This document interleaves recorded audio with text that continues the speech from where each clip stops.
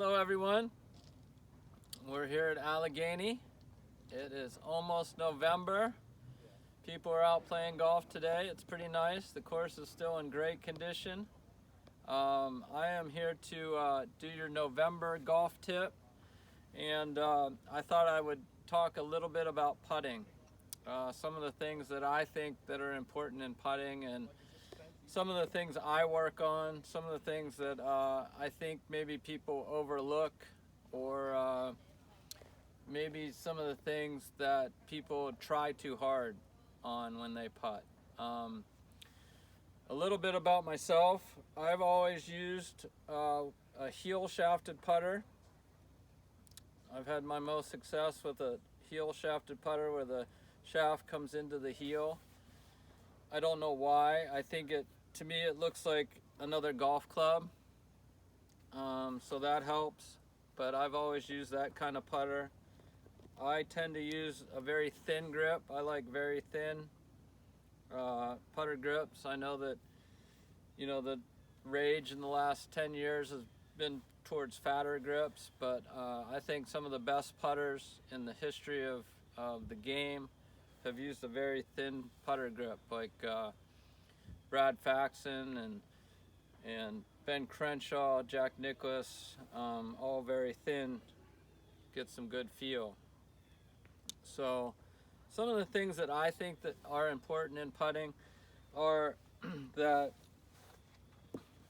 I just grip my putter with a standard, we call it reverse overlap grip. This is my golf grip here. I take my finger and put it on the outside. They call that a double or a reverse overlap grip. So, and then I like both of my thumbs going down my thin grip. And then I just like to get comfortable. I was talking to David Orr, who's a very good putting instructor right now. He's working with a lot of the guys on tour. And the rage or some of the fundamental in putting, they say that you need to get your eyes right over the ball when you putt. I've never had my eyes right over the ball. My eyes are a little bit to the inside when I putt, and he said that 87% of the people he tests or work with, their eyes are not over the ball, they're inside the ball. He said that nobody's eyes are on the outside of the ball. You can test and see where your eyes are by when you set up. You can drop something from your eyes. My eyes are right there. So that's just what is comfortable for me and what makes me see the line better.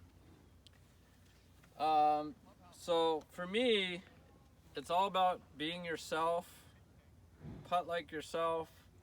I think speed is maybe the most important thing in putting. Another fact that David Orr told me was that in his mind, the 15 best putters in history all had a longer backstroke and a shorter follow-through. That doesn't mean they're decelerating.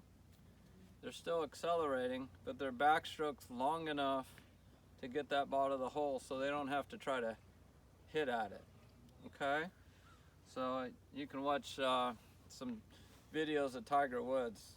He, probably the best putter in history, he and Jack Nicklaus. Longer backstroke, shorter follow-through. I have a very, what I would call a distinct routine when I putt. I come up, take 2 practice strokes while looking at the hole, get behind my ball, take a look, and let it go. So I've had that routine for, I don't know, since college, a long time, but I've stuck with it. It makes me feel comfortable and helps me with being consistent.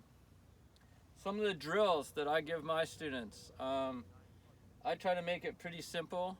I think if you look here on the ground, We call this around the world. You can put, I have 4 balls down, you can put 6 or 8. They're about a sand wedge length away from the hole, 3 feet, 36 inches, something like that. And what you do is you test yourself. You go around the circle and see how many you can make. I don't know, out of 50, out of 100. We used to do this in college all the time.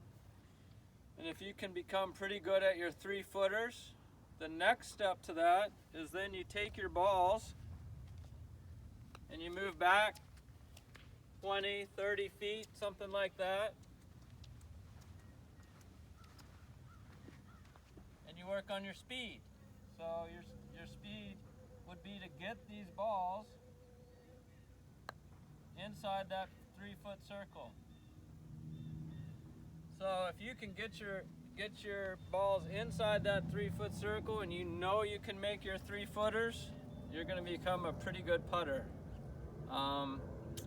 The last thing I think we want to talk about is reading greens. To be a great putter, you have to be able to read greens. And I think reading greens comes with experience. I think you need to see a lot of balls roll. You need to roll a lot of balls, and that comes from watching your balls roll on the green. I remember Brad Faxon saying when he grew up, he caddied in Rhode Island. He would caddy in the morning, there would be dew on the greens, and he became a very good green reader because he could see the line of the putt in the dew. So I think it's very important to come out, hit some putts, watch those balls roll, and see how they break. Speed is still the most important because you have to match that speed with the break or the line that you pick. Okay? I love putting. I think it's something that can be an equalizer. So if you have any questions about your putting setup, your makeup, what putter to use, come see us. Come see Drew, Randy, and myself. We'd love to talk putting. It's something that a lot of golfers maybe overlook a little bit, but it really, if you work on your putting, make it a strength instead of a weakness, it can really help your score and bring your handicap down. Okay? Everybody have a great fall. Those of you that are traveling south, be safe down there and enjoy the sun. And we're going to make it through this winter, and we will be back stronger than ever next spring. Thanks, everyone. I'll see you all soon. Bye. How was that? Good.